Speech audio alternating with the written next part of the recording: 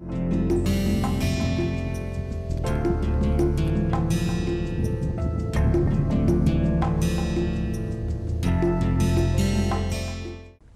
well, first of all, you will be happy that today is our last lecture, 40th lecture. I am not going to discuss anything new today. National Population Policy 2000, there are some new issues on which sociologists have to pay attention. Maybe some of you may like to do MPhil or PhD in sociology and in the field of population studies, then at that time you may benefit to some extent from this lecture. So, last time what I said was that national population policy and millennium development goals have made us sensitive to these four things. First of all, empowerment, that in place of target oriented approach, in place of stressing the achievements, couple protection rate and service statistics, the focus should be on empowerment of people, in providing them facilities, in meeting their needs and in empowering them. Another thing I said was that we need an area specific approach, both in research and also in policy making. And the third thing I said was that now we have a greater realization that relationship between population and development is complex, and there are sociological, economic, psychological, cultural or anthropological issues. We have to keep all these things in mind, that we are dealing with unstructured situation. When we are examining population patterns, we are dealing with unstructured situations, and neither sociology nor say mathematics or psychology, one discipline alone will be sufficient to handle our problems. And in the light of this empowerment, area specific approach and complex interactions, there is a shift towards qualitative methods. So, some of you for your research may develop expertise in qualitative methods, and let me tell you that in the future qualitative methods will fetch you much better salaries than quantitative methods. You must be familiar with quantitative methods also, so that you can read others research papers and you can apply them wherever needed, mean, mode, median, dispersion, even factor analysis or logistic. But there is a need to go for qualitative methods more in the light of requirements of study of social representation and in the light of constructivist position emerging in social psychology and sociology. Now, today I will say that three other issues on which we require research in the light of National Population Policy 2000 are HIV, migration and disability. There is very little research on disability. There has been some research on migration, but we require more, and HIV is of course a new issue, and we do not know much about aspects of HIV. So, in this 1 hour I will focus on these three things. So, we have to go beyond health and reproduction now. We have had enough of health, enough of fertility and mortality, enough of numbers. We have to go beyond health and reproduction and talk about some other issues. We have to go beyond estimation of birth and death rates and move towards empowerment and emancipation.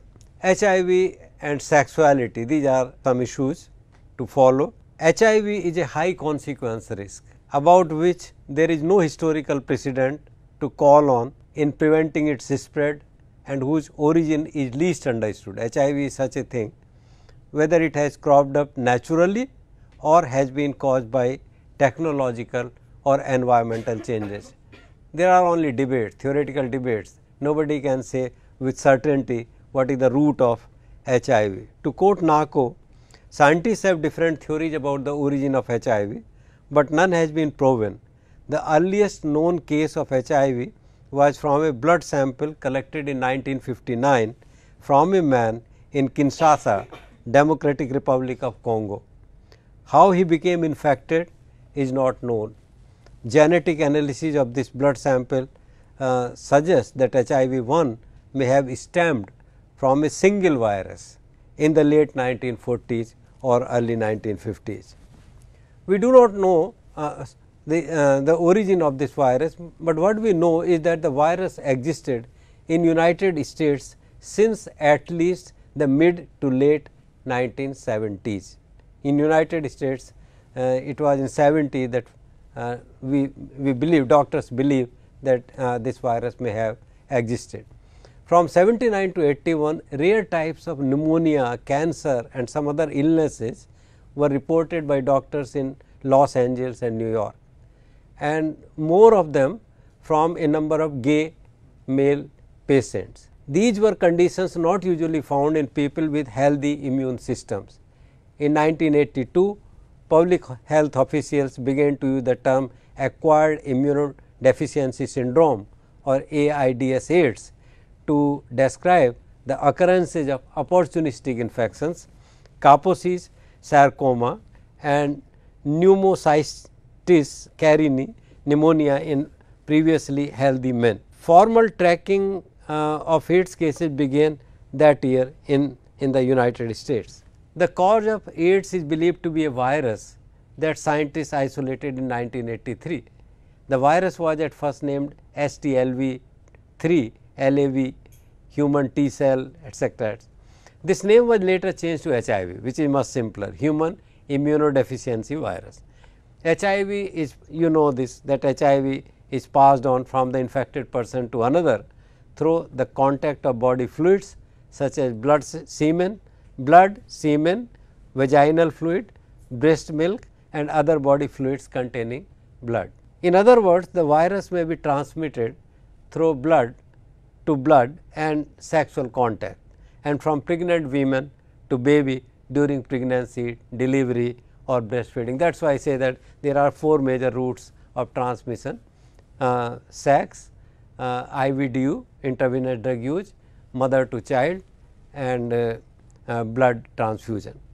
Among health workers, it has also been acquired through contact of certain fluids surrounding the brain and spinal cord. The doctors, surgeons, paramedics associated with surgeons have particularly been susceptible to transmission of HIV if health practices are not used. Safe health practices are not used. The virus starts weakening the immune system, and since these infections can easily attack the body of the AIDS patient, they are often called the opportunistic infections. In our country, it is said that nearly 60% of all the AIDS cases, all HIV cases ultimately die of tuberculosis. So, tuberculosis becomes the opportunistic infection. Means there is an opportunity for tuberculosis, there is a greater opportunity to find place and to grow in the body of HIV or AIDS patient. The infected person ultimately succumbs to one or more of them and dies.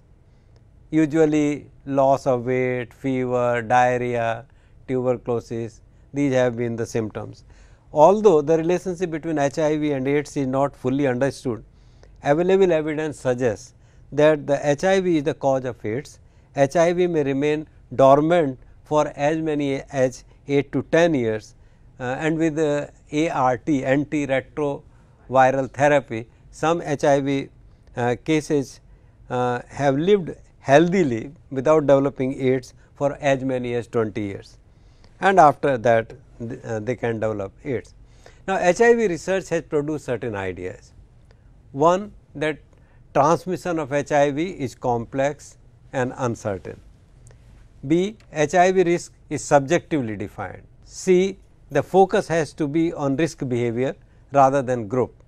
And D, there is a need for a new sociological paradigm. You would like to have some idea of what is the incidence or prevalence of HIV in our country. Earlier the estimates were quite high, but recently Arvind Pandey, on the basis of NFHS3 and surveillance data, Arvind Pandey and his team, they have developed fresh estimates of HIV, and they are now well accepted by academicians and planners, NACO and UNICEF, in the country and outside. HIV prevalence among adults 15 to 49 years was 0.36% in 2006. And as you are familiar with the idea of 95% confidence interval, the confidence interval was 0.29 to 0.46%. Means we are 95% sure that the prevalence of HIV among adults was not less than 0.29% and not more than 0.46%. Overall prevalence in the high prevalence states was 0.8% and in low and moderate epidemic state was 0.2%. Prevalence was highest in Manipur 1.70%, followed by Nagaland 1.41% and Andhra Pradesh 1.04%. The reason why HIV prevalence is so high in different states, in high prevalence states is not same. In Manipur and Nagaland, it is mostly through IVDU, injecting drug users, and in Andhra Pradesh and other South Indian, all South Indian states except Kerala have high prevalence of HIV, and there it is mostly due to sex work transmission through high risk groups, mostly sex workers. In America it is gays, in India it is female sex workers mostly, not all. The estimated number of PLHA in the population of all ages was 2.5 million, not a small number, even though Pandey's estimates are much lower than the estimates existing at that time in 2006, but even according to his estimate nearly 25 lakh people in India are PLHA, and uncertainty bounds are 2.0 to 3.1. So, between 20 lakh to 31 lakh people in 2006 were HIV positive. The number of people living with HIV was highest in Andhra Pradesh 5,25,560. They have also given the range, followed by Maharashtra, Karnataka and Tamil Nadu. As compared to 7 sisters of the northeast, these are bigger states also, Maharashtra, Karnataka, Tamil Nadu, Andhra Pradesh. That is another reason why in terms of numbers these states have much higher number of HIV cases than Manipur or Tripura. HIV and AIDS epidemic has raised new issues in health research. Some of them are as follows. One, situation analysis of HIV AIDS. I refer to this issue in some of the earlier lectures, so I will not repeat. UNICEF and NACO, they are taking up situation analysis of HIV AIDS in several states in the country.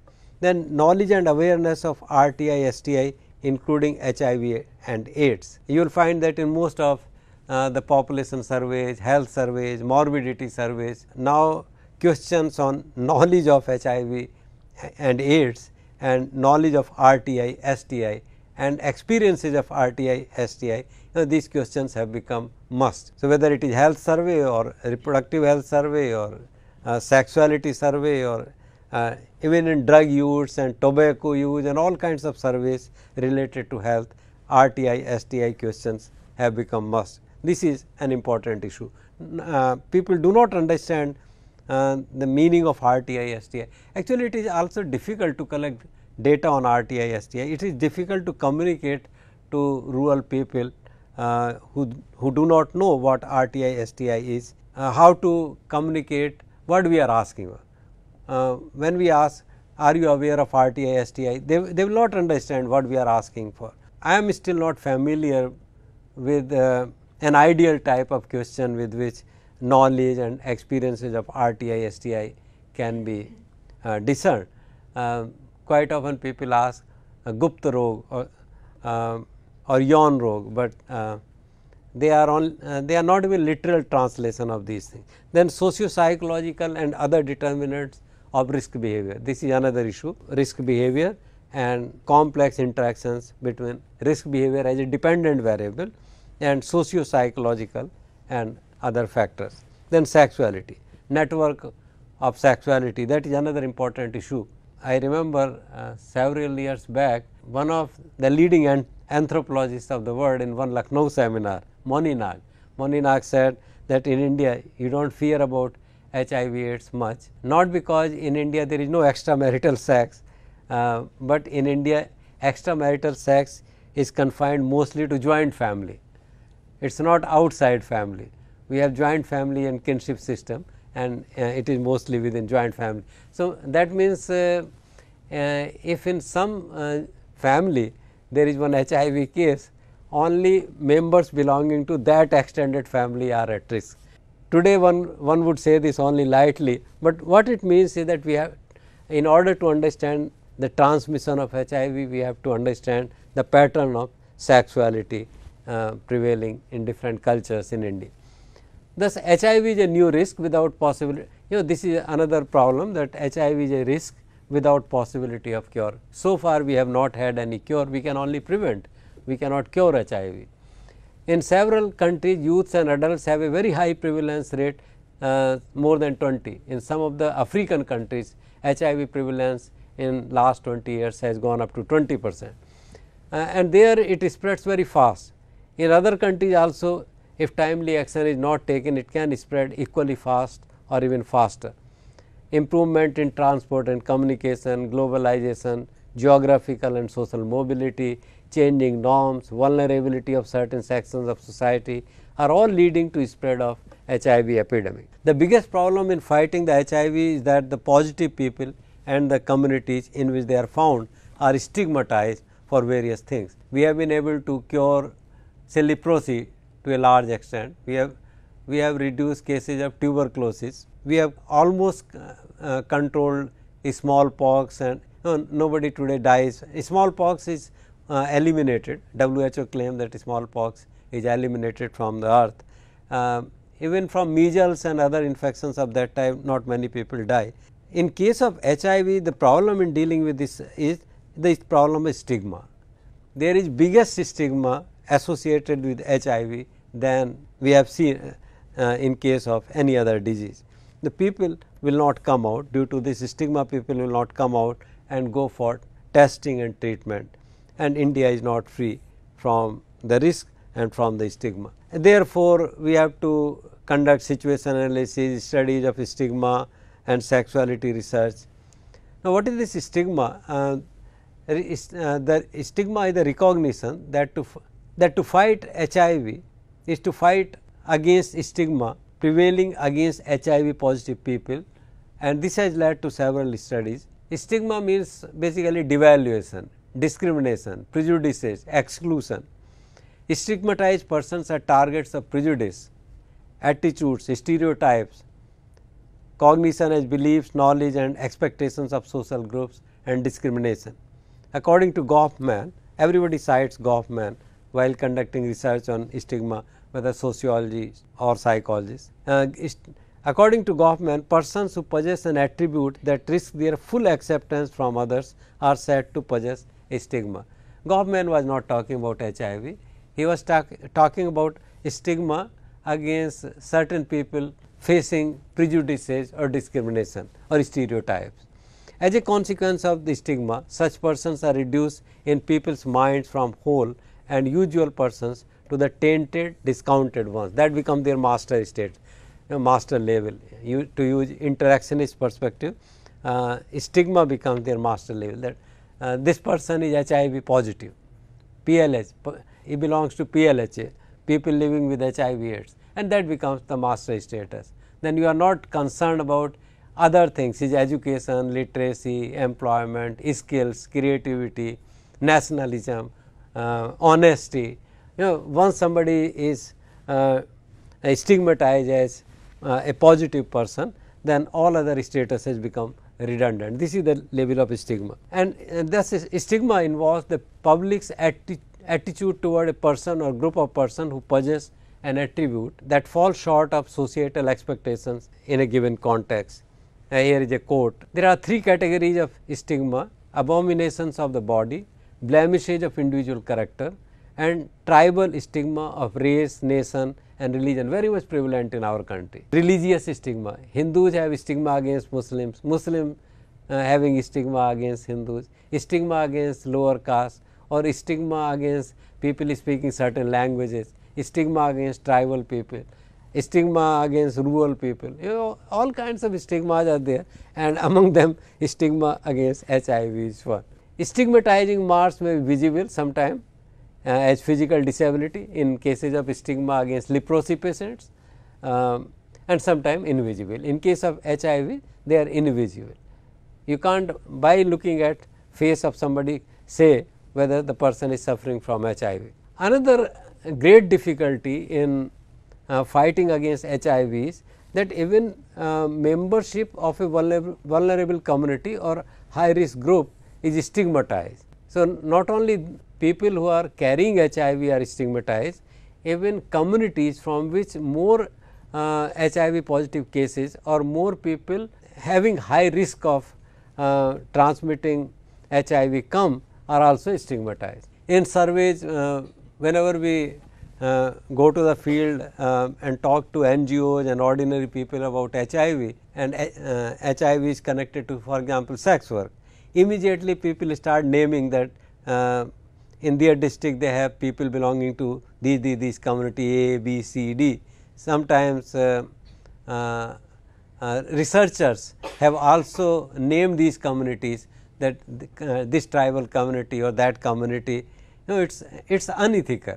Even researchers engage in unethical practices like this.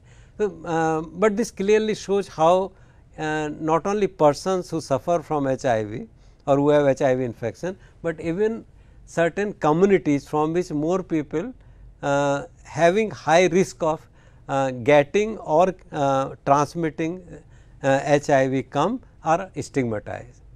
The whole community is stigmatized, that if you belong to this community, that means you carry a risk or you can transmit HIV to others. So, they tell us that yes, in our district there are so many people belonging to these communities, they have traditionally been criminal tribes, they have been associated with liquor business, with sex business, their women and girls go to Mumbai, all kinds of communities are stigmatized. And once you stigmatize the whole community, then it becomes more difficult to fight against spread of HIV. In case of stigma against HIV, not only the HIV positive people, that is the greatest difficulty, but even the communities to which they perceivably belong to are stigmatized. Another problem, comprehensive knowledge. Initially in our surveys we asked the question on have you ever heard about HIV or AIDS. Recently I realized that it is also important to ask two separate questions, one on HIV, another on AIDS. People do not know the distinction between HIV and AIDS, and in many of our surveys in the past we asked have you heard about HIV/AIDS. HIV is a different thing, AIDS is a different thing, and therefore, we must ask separately whether they have heard about HIV and AIDS, and just hearing is not enough. One of our PhD students recently who conducted a study in Ladakh, found that even those who have heard about HIV do not know much about how HIV is transmitted from one person to another. We need people need to have comprehensive knowledge. NFHS 3 therefore, for the first time in our knowledge developed a scale of comprehensive knowledge of causes of transmission of HIV. So, this is one area in which sociologists can contribute a lot, how to measure knowledge of HIV and AIDS, how to measure knowledge of RTI, STI, how to measure comprehensive knowledge, correct knowledge. Mere hearing of these terms is not enough. We need to have knowledge of complete knowledge of transmission of them. Then sex being central to morality, HIV positive people are most stigmatized. They suffer from double stigma, one from HIV and another for violating the sexual mores of society. Somehow in our society, which has all kinds of deviances, and in terms of corruption, we are one of the lowest in the list of countries of the world in both World Bank Institute list and Transparency International list. We are one of the most corrupt countries, but people have somehow greater tolerance towards economic or political corruption, and they normally in community living we attach greater importance or greater most sexual corruption. The people who suffer from HIV, they suffer from dual stigma, stigma against HIV and stigma for violating the sexual mores of society. I would rather say that somehow if we can give people comprehensive knowledge of HIV, if we do not particularly stress on the sexual route of HIV, which is important. It is said that 85% transmission of HIV is through the sexual route. It may be 85%, even then I think we should give equal importance to all other routes. It will help us in two ways. One, this dual stigma or stigma against HIV associated with moral deviance will go, and therefore, HIV people can more easily open up, and also it will make the health professionals more accountable, transparent.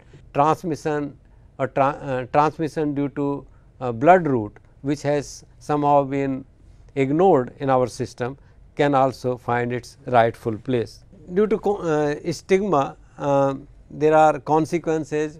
Stigmatized people suffer, but in case of HIV, I will say the whole society suffers, not only those who are stigmatized, but it also hampers societal efforts to check spread of HIV. Researchers also talk about different types of stigma. These things you can take up if you actually do research on stigma later on, but there are various types of stigma. Since I have to talk about two more issues, so let me finish the discussion of HIV and stigma. This is one issue. Another issue is migration. In migration, some studies of migration have been done when we were students. Even at that time, 30 years back, we used to study papers and books by Professor Premi and Professor Ashish Bose, who did considerable work on migration and urbanization based on census data.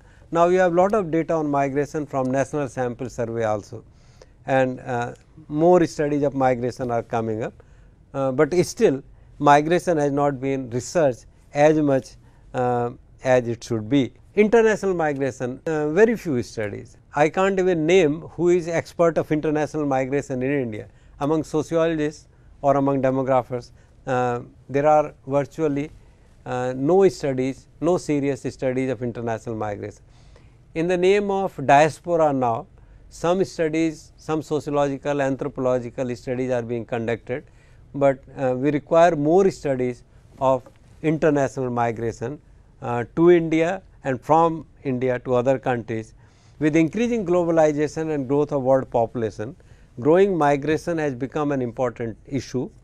According to the assessment of National Intelligence Council, more than 140 million people live outside their countries of birth today. So, international migration is increasing in volume, in size. You have a large number of people who can be classified as international migrants on the basis of place of birth data. Migrants comprise more than 15% of the population in over 50 countries. In a large number of countries, more than 15% of the whole population consists of international migrants. It is estimated that their numbers will grow further. Under certain conditions, differences between migrants and natives are known to have produced stereotypes, again stigma, discrimination and violent conflicts. Therefore, while migration ameliorates the labor force shortfalls at the place of destination, it may evoke discrimination on the grounds of language, culture and religious practices. In France, conflicts on the basis of religious practices is much in discussion these days. In several countries, in Germany, in France, in several countries of Europe, how to deal with an alien culture of Islam has become an issue. And the number of migrants going from countries practicing Islam has increased, the percentage has increased in the overall population. And when they go there, maybe they go there as doctors, as engineers, as workers, as traders, but once they stay there at the place of destination countries, they also like to practice their religious and cultural beliefs, and that time problem arises. The most sufferers will be the less developed countries, which receive a large number of illegal migrants. India is a developing country, and India is receiving a large number of illegal migrants from neighboring countries, from Nepal.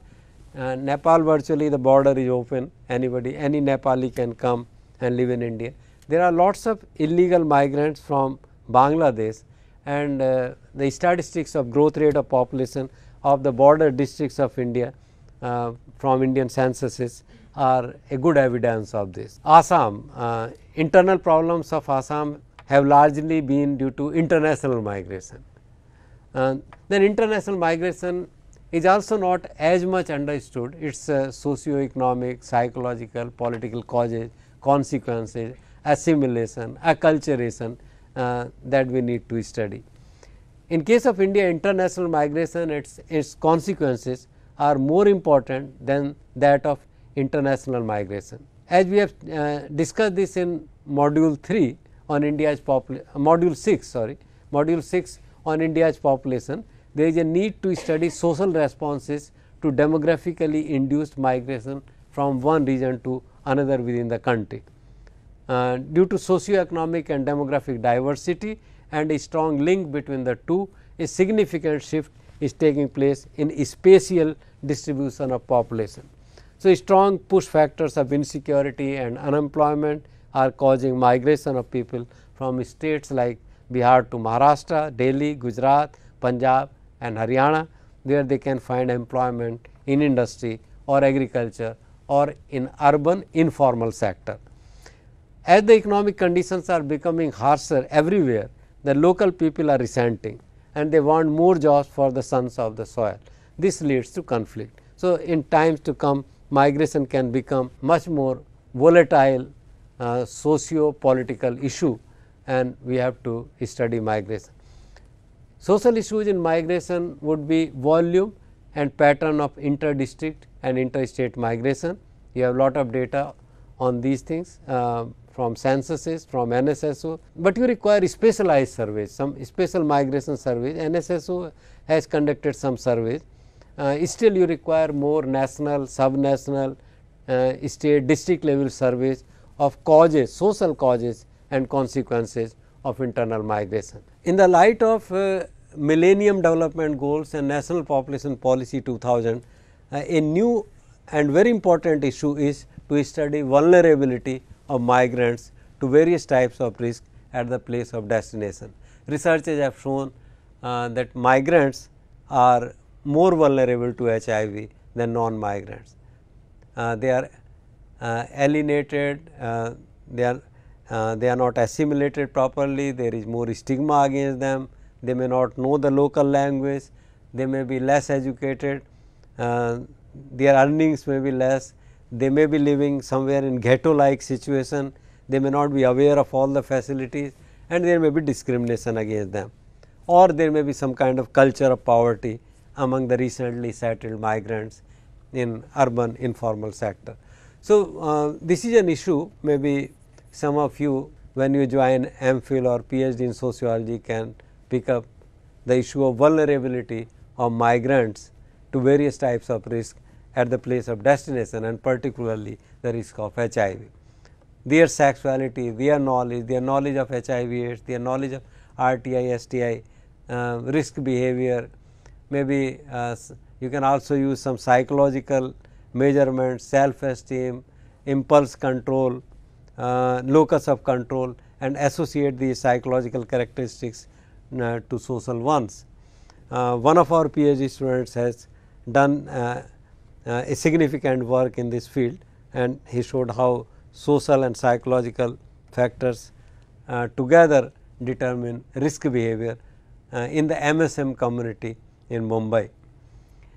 Now, while lot of data are now available on volume and pattern of migration as well as the causes and consequences of migration, much of this is crude that in census we ask region for migration and there are certain categories of regions of migration. You require sociologically much more sophisticated scales. In census there is a limit to which sophistication in scaling can go, because after all these data are to be collected on a large number of questions and by illiterate or sorry not illiterate, but by primary school teachers or village level workers who are not trained social scientists. So, there is a limit to which we can make sophisticated use of research methods in census, but you require spatial surveys of migration for this.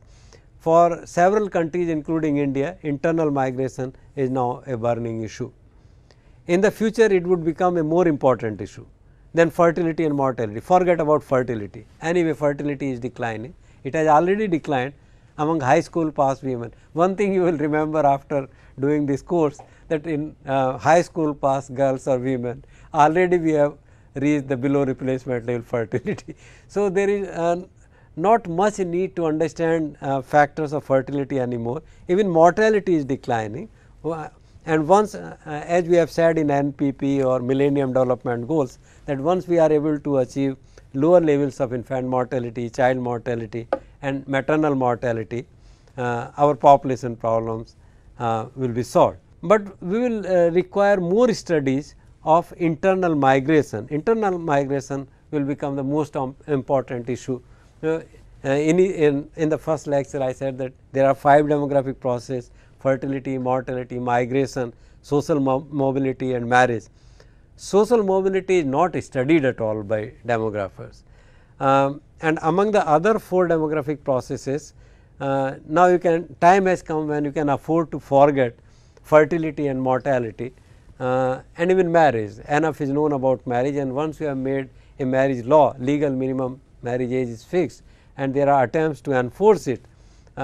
You can still do research from policy point of view, policy planning or intervention point of view, but even marriage is also not such a serious issue.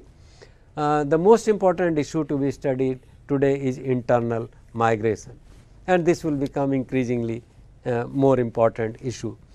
If the regional inequalities, economic, political and social, increase further, as there seem to be the case, more people will be forced to migrate from one region to another, and in several cases this will involve migration of a large number of people, which would affect the composition of population at the place of destination, if not at the place of origin.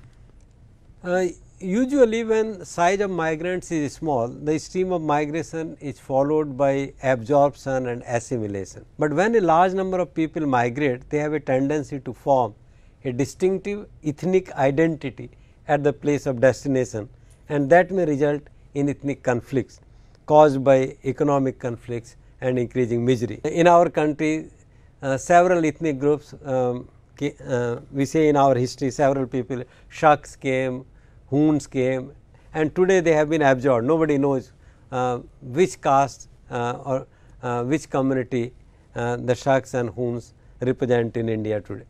But when Muslims came, because they were one reason why Muslims were not properly assimilated in the country was that their number was larger than the number of Shuks and Huns. So, in a city, if say 5 Parsis or 10 Parsis go, then these 5 or 10 Parsis will soon become assimilated at the place of destination.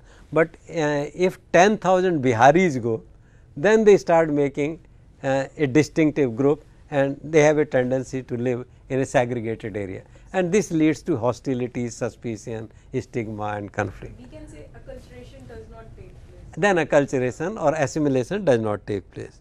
Then because they become a community by themselves. And the last issue is that of disabled population, which we have completely ignored.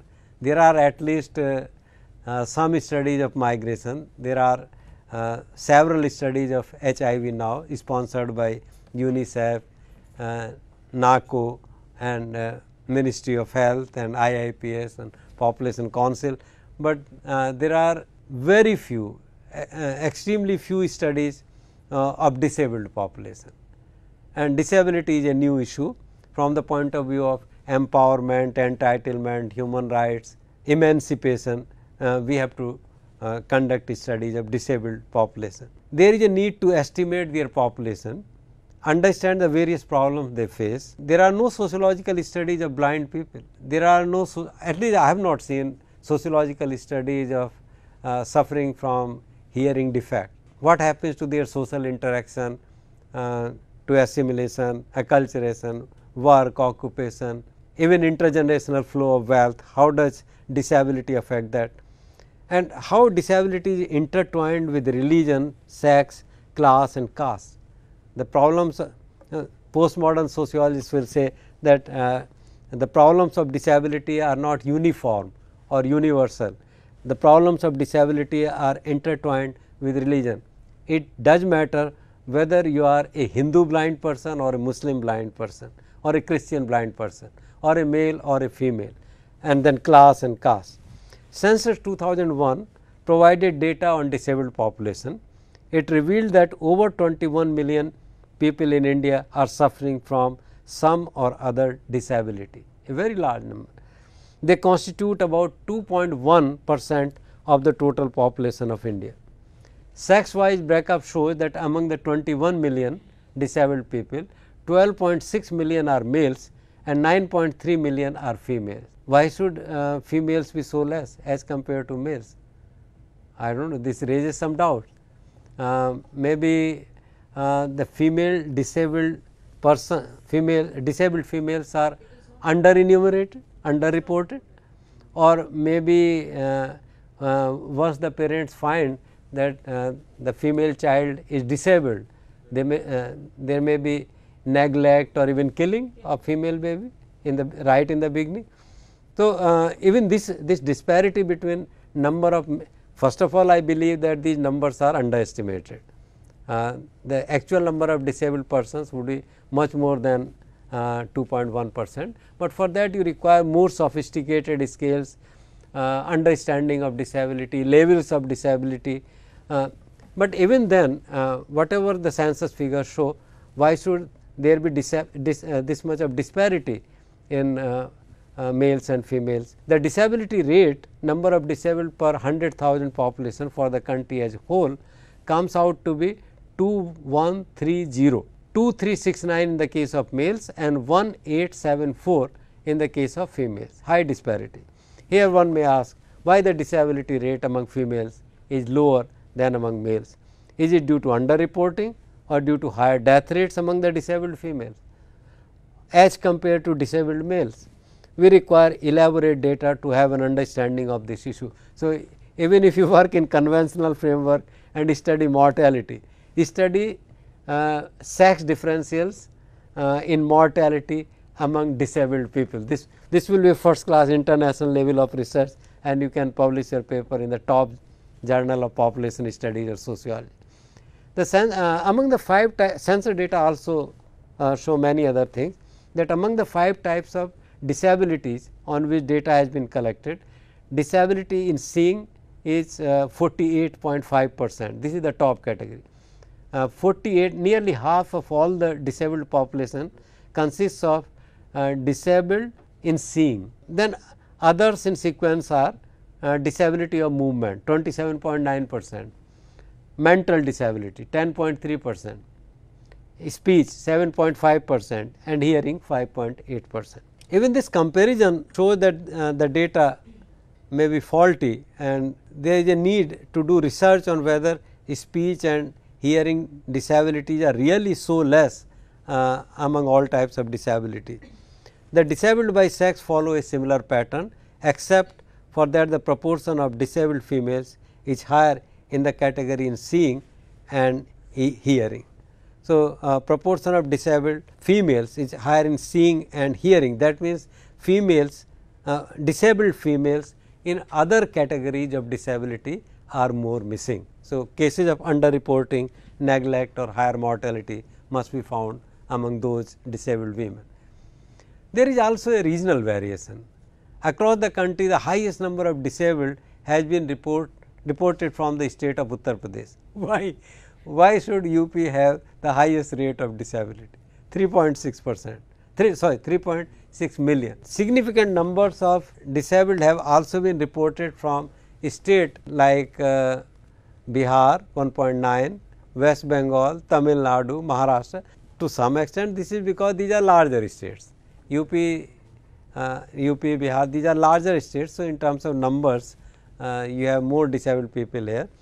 Tamil Nadu is the only state which has a higher number of disabled females than males. I would say that in this respect, Tamil Nadu should be given A grade. Tamil Nadu, that means if disabled females are more than males, Tamil Nadu is taking greater care of disabled females than disabled males, or is at least not practicing any stigma or discrimination against disabled females. So, from the point of view of gender, women's empowerment, Tamil Nadu should be given A grade when it comes to focus on disability. Among the states, Arunachal Pradesh has the highest proportion of disabled males and the lowest proportion of disabled females. Why this means that among the disabled persons, if you calculate percentage of males and percentage of females, then Arunachal Pradesh tops in percentage of males, where 66.6% of all the disabled people are males. Here are some numbers in this tabular form. I have already mentioned these numbers. So, to conclude, there is a need for today being the last lecture, let us spare some time for discussion. So, let me conclude. There is a need for micro and participatory studies of population, linking the global imbalance between population and resources with the local solutions acceptable to people in different social milieus from environmental point of view. Let us learn from the people how they decide what is best for them and how they evolve sustainable models of development in the value framework of their culture, keeping in view their limited resources. In these studies, social scientists would act as facilitator. This is the rule of participatory or qualitative research, that you become a facilitator. Experts participate in research not as experts, but as facilitators, helpful to the communities and people in arriving at more optimal solutions for people. Then econometric and statistical models have certainly played a role in the past in estimating the unknowns and in suggesting macro level solutions, but when it comes to developing effective intervention strategies, they have been found to be of limited application. The abstractions on which they are based are far away from reality.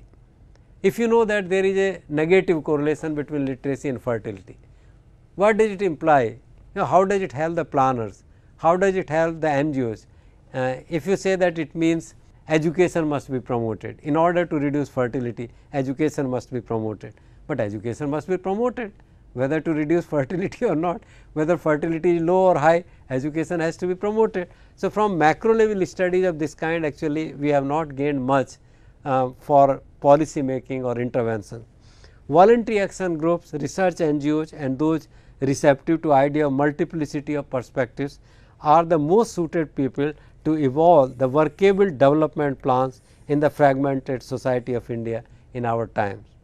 Time has come to learn about possible emancipatory strategies and empower communities and people to manage common and limited resources. I made some questions, let this slide be there, but I would be happy if you ask a few questions on today's lecture or on the entire course.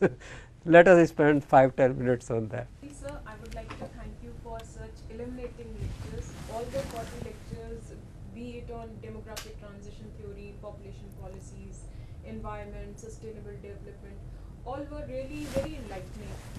And I have no such question to pose, but sir, when we talk of all these problems that occur related to population, sustainable development, I would suggest that education is the panacea for all these. Like, don't you think educating people would be the remedy for all these problems? Yeah, you are right. Education, many people, many planners, academicians, they think that education is the panacea for all kinds of problems. But if you look at social problems, population is one, but look at social problems in general. We tend to think that education can solve all the problems of society, because it makes people more aware, it raises your level of empathy, it makes you more altruist, idealist, morally more responsible. But the fact remains that this is not the case. And if we look around the world, then societies which have more level of European society or developed countries in general, where level of literacy or level of education is high, they too have social problems of various types. Gender discrimination, gender is there everywhere, the problem of violence is everywhere, crime, conflicts, prejudices. United States is much more educated than India, but stigma against HIV people is as much prevalent in United States as in India. Actually, it is much more. Within the country also, Kerala is most educated, but the problem of women, they are as much prevalent in Kerala as in Uttar Pradesh or Bihar. Domestic violence, in several highly educated states of India, you have more domestic violence. So, education is important, but then it also depends what do you mean by education. Exactly. If by education you simply mean literacy and textbookish knowledge, then this education may not help. I meant through literacy, not literacy, but educating people through Enlightenment, yes. Making them aware of the facts, Yes. and preventive measures. So that is what Making people more alert, culturally more sensitive to needs of others, morally responsive, moral education, not simple functional literacy or textbookish knowledge or 5th pass or 10th pass, that does not help. But yes, if you are using the term education in the sense in which Mahatma Gandhi used the term, or if you use the Planning Commission's definition of education which goes beyond literacy and textbookish knowledge, then yes, education can help. But in the present form, just raising the level of literacy or raising the percentage of primary pass, high school pass or intermediate pass is not going to solve our problems. Okay, coming to today's lecture itself. So you said qualitative approaches are much more popular these days. Do you think when a person goes out to the field, then he should have he should apply both the approaches, that is called triangulation of methods, or just simply quantitative or qualitative methods should be applied? What will you support? The meaning of qualitative methods is twofold. Sometimes we use the term qualitative methods for those researches in which you have more of qualitative variables, dichotomous variables or qualitative variables, or variables which have not been measured on highly reliable and valid scales. That is one kind of qualitative research. Truly speaking, this research should not be called qualitative, and there are appropriate statistical techniques, non-parametric methods, chi-square or logistic regression. There are statistical methods to deal with qualitative variables as dependent variables, and there are also packages for content analyzing basically, but applying sophisticated statistical models to qualitative data once you have transcribed them and you have entered them in computers. But the real meaning of qualitative research in sociology should be from phenomenological point of view. The assumption that the reality is subjective, not objective. The reality lies in the minds of those who perceive the reality. There is no outside value neutral dispassionate kind of reality. So, that means studying subjective understanding of people in a given context. That subjective understanding, because subjective understanding is subjective because it differs from context to context, and people in different biographical situations due to different socialization processes, different interaction processes are likely to have different meanings. So, by qualitative research I mean going into subjective meanings, using the term qualitative in the sense in which Max Weber used the term action to understand action, subjective meanings behind action, and this subjective understanding of action can be done phenomenologically or it can be done in constructivist position, in which we try to deconstruct meanings and relate them to biographical and social context. And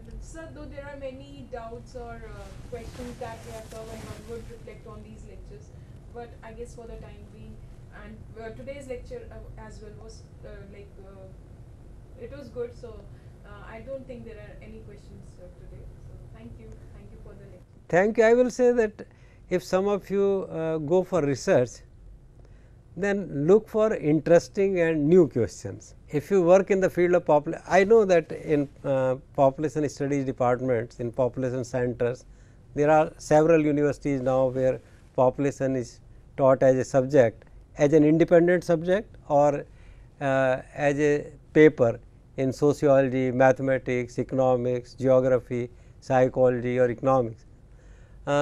People are mostly conducting traditional type of research. They are still, you can still find PhD theses on socio-economic determinants of fertility or family size or contraception. I am examining PhD theses on socio-economic determinants of contraception, but there is a need to go beyond fertility and contraception and go deeper into the issues of reproductive decision making. Empowerment is the most important issue. Whether in the field of stigma, HIV, migration studies or disability studies, ultimately the job of social scientists must be to create an academic intellectual environment in which problems of the most vulnerable sections of society can be heard, and another role is to go for some kind of advocacy of the problem, advocacy of the vulnerable sections of society. So, maybe as a sociologist or as an economist or as sociologist of religion or as sociologist of population, advocacy and emancipation of the downtrodden should be the prime aim of research. Thank you.